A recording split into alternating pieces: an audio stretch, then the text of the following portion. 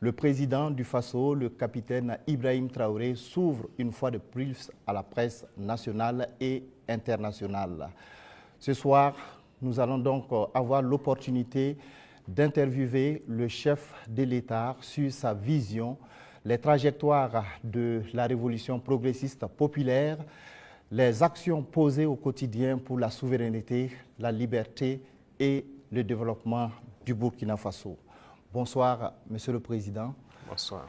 Merci de nous faire l'honneur de nous recevoir ici au Palais de Koulouba à Ouagadougou donc pour cette grande interview.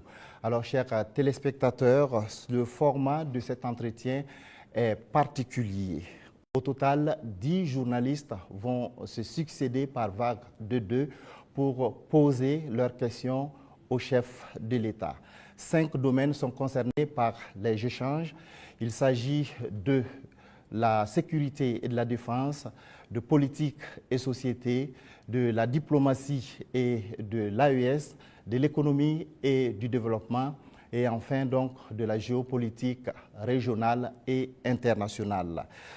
Chaque pool donc de journalistes aura entre 15 et 20 minutes pour échanger avec le chef de l'État. Mon rôle ce soir est celui de modérateur chargé de la police des débats.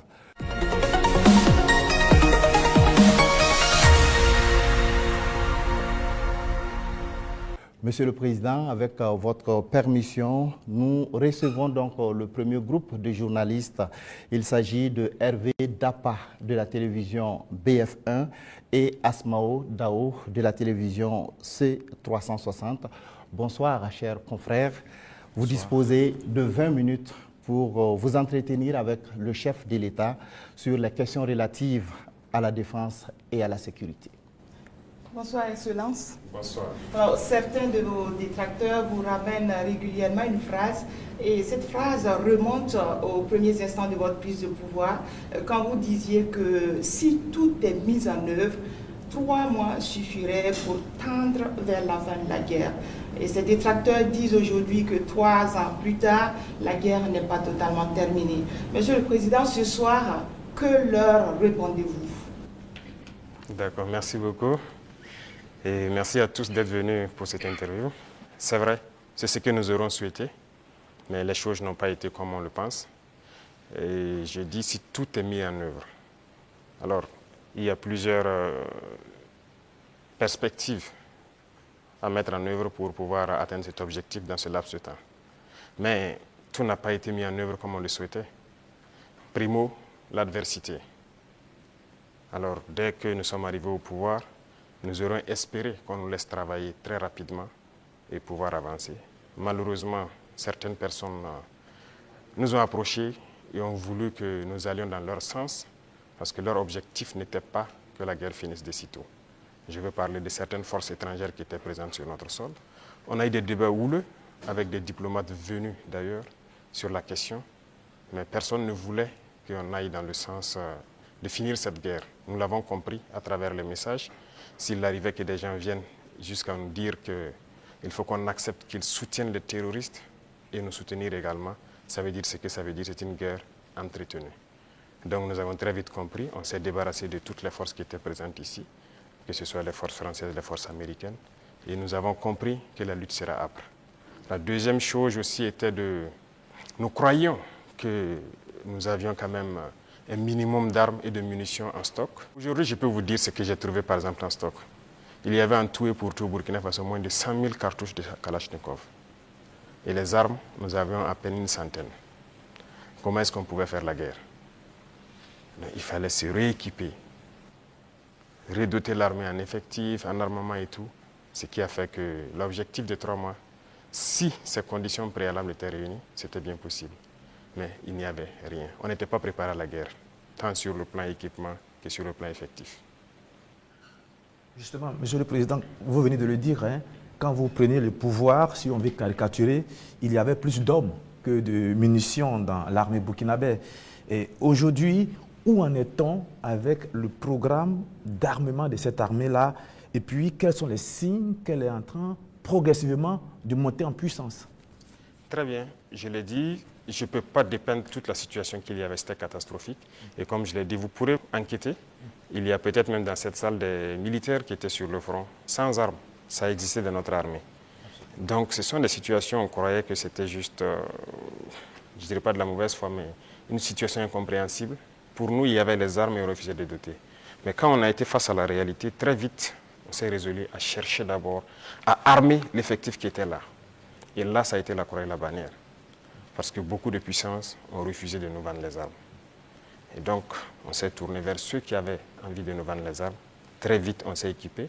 On a recruté les VDP, on a pu payer tout ce qu'on voulait. Le processus, nous avons fait un plan d'équipement pour une montée en puissance. Et comme vous le constatez depuis maintenant 2 ans, les équipements commencent à rentrer. C'est toujours pas fini. Et ça continue de venir. Peut-être que dans quelques jours, vous verrez encore de nouveaux équipements qui seront présentés, qui sont principalement des équipements d'appui. Parce que d'abord, l'infanterie, il fallait l'équiper pour que chaque homme puisse avoir une arme en dotation. Ça, c'était un gros défi. Nous y sommes. On continue de recruter, comme vous le constatez. Chaque année, c'est entre 10 000 et 15 000 hommes qu'on recrute. Ça, c'est un effort considérable. Parce que, quoi qu'on dise, l'adversité est là. Et le volume de terroristes augmente. Parce que les impérialistes recrutent beaucoup de mercenaires qui viennent au Burkina Faso pour combattre. Donc, il faut qu'on s'adapte à la situation. Et maintenant, nous avons notre 3e phase, qui n'est plus d'acheter, mais de fabriquer nous-mêmes. Et nous sommes aussi là-dedans. Donc, c'est ça la montée en puissance. Il faut bien s'équiper, mais aussi créer une industrie de défense. Ça, c'est très important. Dans quelques mois, bien quelques années, on aura ici, nos militaires vont utiliser des armes made in Burkina. Bien sûr. Nous avons de la capacité intellectuelle, il y a de la ressource. Il suffisait juste de chercher et voilà. Nous sommes là-dessus. Vous serez surpris sûrement. Alors, Monsieur le Président, cette guerre, est-ce que nous pouvons la gagner? Est-ce que nous allons la gagner? Nous ne pouvons que la gagner. Qu'est-ce qu'on ferait? Soyez sûrs, nous n'irons nulle part et nous allons gagner cette guerre. Je vous ai dit que la menace mue beaucoup, mais nous nous adaptons. Et la force de l'armée burkinabé, c'est que c'est l'une des armées les plus résilientes au monde. La pression que le Burkina Faso a, et je ne pense pas que sur cette terre actuellement, il y a un pays qui a cette pression. Mais nous tenons, nos hommes se battent et nous nous adaptons constamment à la menace. Et nous comprenons d'où vient la menace, comment ça se manifeste, c'est ça le plus important. Et actuellement, je peux vous rassurer que bientôt, nous parlerons d'un albinos noir qui va apparaître. Et vous verrez. Ne me demandez pas de quoi il s'agit, je pense que vous comprendrez plus tard. La guerre va finir et très vite. Justement, pour gagner cette guerre, vous venez de le dire, il faut des armes et il faut aussi des hommes, et surtout des hommes déterminés. La détermination, vous le savez, c'est le game changer majeur. C'est ça qui fait la différence dans toute guerre. En ce moment, au moment où on parle, quel est exactement le moral de nos troupes sur le terrain? Vous avez très bien touché le cœur du problème, la ressource humaine, les hommes déterminés. Il ne s'agit pas juste de payer de l'équipement, il faut des hommes déterminés. Et si vous remarquez, nous sommes en train de construire une armée de qualité. Et il n'est pas rare que souvent, lorsque nous jugeons qu'un chef d'élément ou bien une unité a failli à sa mission, qu'on les radie et qu'on les poursuive. C'est arrivé plusieurs fois et ça continuera comme ça. Si vous êtes engagé pour être militaire, vous devez accomplir la mission parce que la mission est sacrée pour nous. Et l'autre chose, c'est que malgré la pression, malgré les défis, les hommes continuent de se battre et sont très résilients. Si aujourd'hui vous attrapez un soldat burkinabé et le demandez, est-ce que vous voulez que d'autres personnes viennent se battre à votre place ou viennent vous aider, ils vous diront jamais, ils préfèrent mourir. C'est à ce niveau que vous jugez leur morale. Ils sont prêts, toujours prêts, malgré la situation. Peu importe la bataille qu'on perdra, on va toujours maintenir le terrain. C'est ça qui est très important dans le mental des soldats. Donc, le moral est au top. Les gens n'espéraient pas être à ce niveau d'équipement, ils y sont. Donc, ils se donnent à fond. Et moi, je ne peux que féliciter et remercier tous ceux qui se battent. C'est très important. Alors, Monsieur le Président, dans votre argumentaire, vous parlez d'une guerre qui prend différentes formes, qui mue. On se demande, on se pose toujours cette question 10 ans après, qui attaque le Burkina Faso? Ce n'est pas du terrorisme seulement. C'est une guerre pour s'accaparer de nos richesses et nous empêcher de nous développer. Je l'ai une fois développé lors d'un discours, je pense. Je disais que si nous, on arrive à exploiter convenablement notre sous-sol, à transformer ce que nous sommes en train d'exploiter ici, ce que nous produisons, il y aura un sous-emploi chez eux là-bas. Mais c'est une bataille. Ils pillent nos richesses pour pouvoir survivre. Donc c'est une guerre d'indépendance. Il faut que nous menons cette guerre pour être totalement indépendants, décider de notre développement, de notre trajectoire. Donc c'est de ça qu'il s'agit actuellement. Monsieur le Président, vous venez de le dire, on parle de sécurité et de défense du Burkina Faso.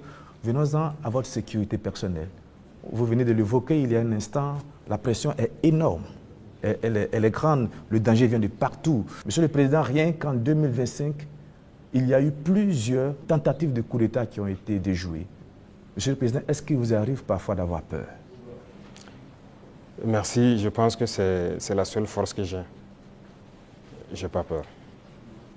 Parce que j'ai confiance en vous tous. Ça, c'est la première chose. Il faut avoir confiance au peuple, parce que c'est le peuple qui nous a confié cette mission. Et j'ai confiance au peuple, qu'ils comprendront. Et voilà pourquoi on n'hésite pas aussi à être devant le peuple, pour leur expliquer la situation et leur dire ce qu'il y a. Et ça permet de garder une très bonne relation.